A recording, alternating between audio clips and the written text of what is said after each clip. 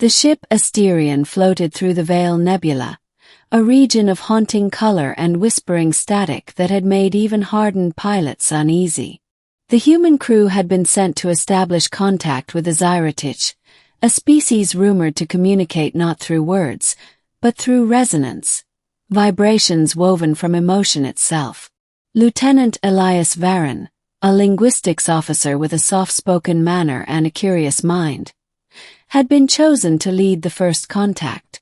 To him, language was music, and music was emotion translated into sound. When the shuttle descended to the shimmering planet below, he was the first to step out. The surface glowed faintly, like starlight trapped in glass. And there, standing amid the crystalline fields, was the alien delegation. Tall, graceful beings with translucent skin and silver eyes that pulsed faintly with light. Their leader stepped forward. She was taller than the rest, her hair a cascade of luminous strands that shimmered with color as if each filament carried a melody.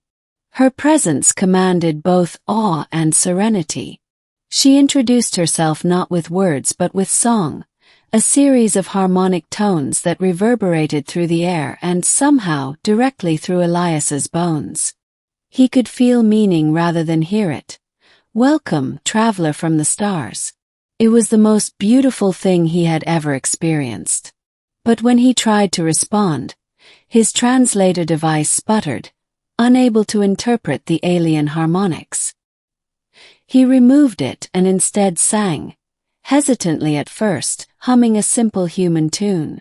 To his surprise, her eyes widened slightly, and she joined him, echoing his melody but transforming it into something richer, layered with alien overtones.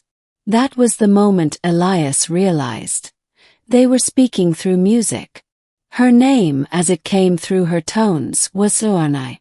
To him, it sounded like wind through crystal and heartbeat through silence.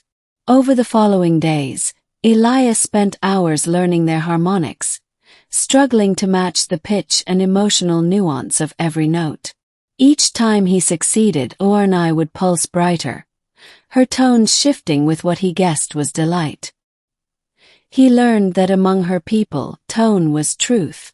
Words could not deceive, but emotion carried in song could wound or heal. One evening, as dusk settled and the sky turned violet, Elias found Xyra'th alone near the glowing ponds. He decided to do something risky, speak instead of sing. "You have a beautiful voice," he said softly. Her light flickered, then dimmed. She stared at him, frozen, her harmonics suddenly silent. The stillness stretched until it became unbearable. Then, without a sound, she turned and walked away. Elias was left alone under the alien stars, unsure what he had done wrong. The weight of words. For 3 days Xyra'th avoided him. Their lessons stopped. The other Xyra'th emissaries continued their negotiations with the human crew, but Elias's absence of contact with her made progress harder. Captain Mora pulled him aside. "Varon, what did you do? Our translator reports she's withdrawn from the council." I told her voice was beautiful," he admitted. The captain blinked. "And that offended her." Elias frowned. "I don't think it's that simple." So he returned to his research, diving into the limited data humanity had on the Xyra'th. He found one obscure note in an old exploratory log. Among the Xyra'th, sound is sacred. Voice carries essence. To comment on one's voice is to touch the core of their being. He froze. He hadn't complimented her voice. He had touched her soul. Driven by guilt, Elias sought her out. He found her near the crystal fields again, her light subdued. "Xyra'th," he began, but she didn't turn. Her tones came low and fractured. "Why would you say such a thing? You do not understand what those words mean to us." "Then tell me," he said earnestly. "Help me understand." She turned then, her eyes shimmering faintly. Among my kind, she said, this time in halting translated speech. To speak of another's voice is to speak of their being. Our song is our essence. When you called it beautiful, you called me sacred. That is not a thing said lightly. It is said only in ritual, before one binds their life to another. Elias's breath caught. I didn't mean to insult you. I was honest.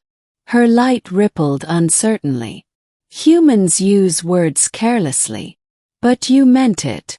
Yes. She fell silent again, staring at him as if seeing him for the first time. You humans, she murmured. You wield meaning without knowing its weight. Despite her words, she resumed teaching him the next day. But something had changed. Their harmonies carried tension now, a strange, fragile awareness between them. When they sang together, their tones merged effortlessly, resonating in ways neither species had ever recorded. The human instruments glowed faintly as if responding to their union of sound. Scientists on the ship recorded energy patterns forming where they sang, harmonic waves capable of bending the local gravity field. Elias and Envoy had unknowingly created a resonance bridge, a fusion of human emotion and Xyra'th energy that could revolutionize communication between species. But each time they sang, Envoy's tones faltered sooner. Elias noticed her energy dimming, her harmonics unstable. Are you unwell? He asked one day. She shook her head. It is. The resonance connects our essences. It draws from me. And from you. He realized the truth. The stronger their harmony became, the more it drained her life force. He tried to stop. She refused. If this bond means understanding between our peoples, it is worth my life. No, he said firmly. Not yours. She smiled faintly. You humans. Always so eager to save what you barely know. Climax. The final song. Days later, disaster struck. The Asterian scanners detected a violent energy storm approaching. The resonance field between the ships and the planet had destabilized. The human crew needed to evacuate, but the Xyra'th refused to abandon their harmonic temples, fearing their collapse would destroy centuries of culture. Captain Mora turned to Elias. You're the only one they listen to. Convince her. Elias rushed to the crystal plain where Envoy stood, singing to calm her people. The storm swirled around them like liquid lightning. Envoy, you have to stop. The energy's tearing the planet apart. She turned, light flickering violently. If I stop, the resonance collapses, and so will your bridge between worlds. I don't care about the bridge, he shouted over the roar. I care about you. Her tone faltered. Why would you say that? Because I meant it the first time. Elias said desperately.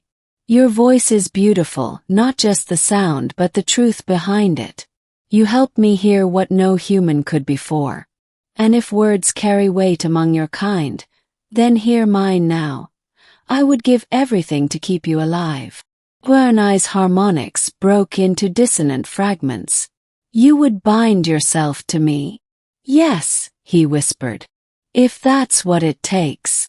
She looked at him for a long, trembling moment, and then for the first time smiled. Then let our final harmony be one of life. She reached for his hand.